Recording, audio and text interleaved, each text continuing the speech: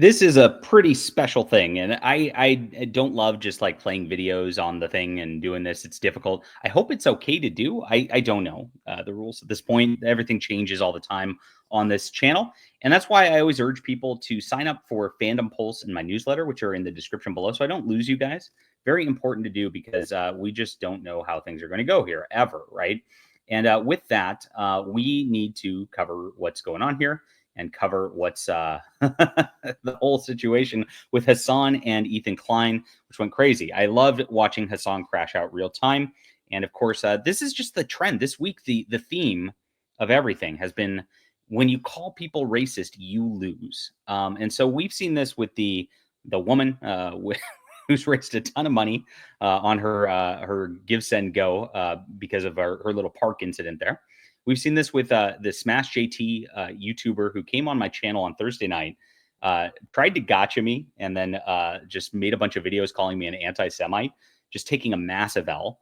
And now we see this. This is it. And so this is the culture and where we're at right now, guys. We've had enough of this. It's been 20, 30 years of white people just getting utterly destroyed in their lives for saying words. I mean, they'll lose everything. It goes back even PewDiePie, even though PewDiePie did amazing and like has done wonderful and has his whole fan base. You got to remember he was going to get a giant TV contract, which was going to give him $1 gazillion. And then he said the N-word on a stream, just which, is not directed at anybody. It's really not hurting anybody. It's just gamer words, my friends. And then they canceled him and all that. And you remember how he had to equivocate and be like, I'm donating money to the ADL. It was like, wait, what does the ADL have to do with the N-word? This is very confusing. And that kind of equivocating was because the culture was at a point where you could just lose everything, like just by saying a word. And we're kind of done with that. And people are sick of it. And people are sick of everybody flinging this BS. By the way, the word racist by itself is not even a real word. It originated in the 1900s. It was a communist plot to try to divide America. And that's exactly what they did. It worked. So if you know the etymology of it, that's where it kind of came from, and you know exactly what the intention was. And so it's never been something that's ever been ingenuous. It's always a disingenuous thing. It's always just about just trying to hurt somebody over words.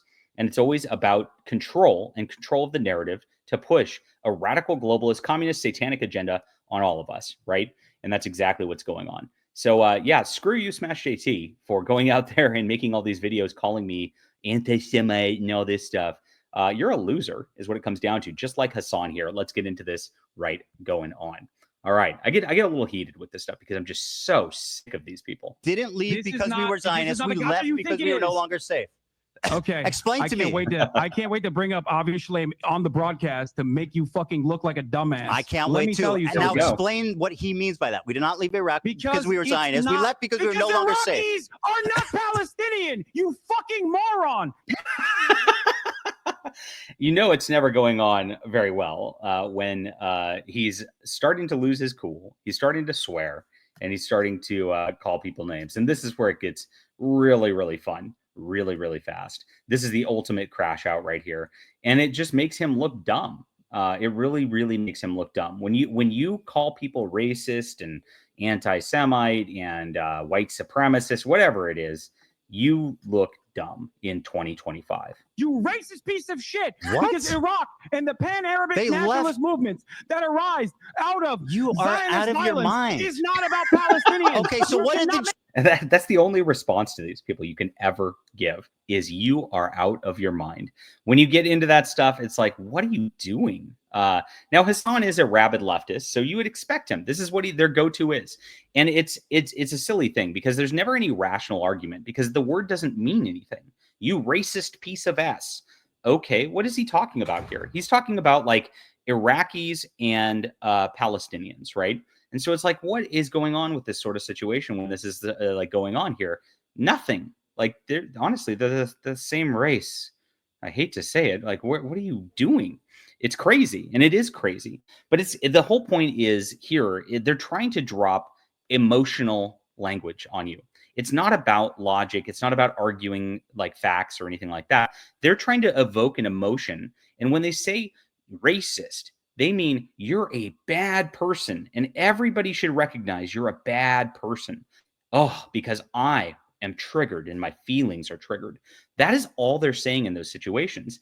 And if you realize if somebody, especially a man, his feelings are triggered, he's weak. That's all it is. And so it's meaningless. And so you can laugh it off and laugh at them. And I'm taking my victory laps on Thursday. I know, guys. I won't do it after this weekend. I'm gonna move on. But I got to, because here's the deal. You go out there, this guy's making video after video about me calling me racist. I gotta laugh at it. I mean, I gotta enjoy the victory while it happens. And I'm enjoying this victory too. I think this is hilarious.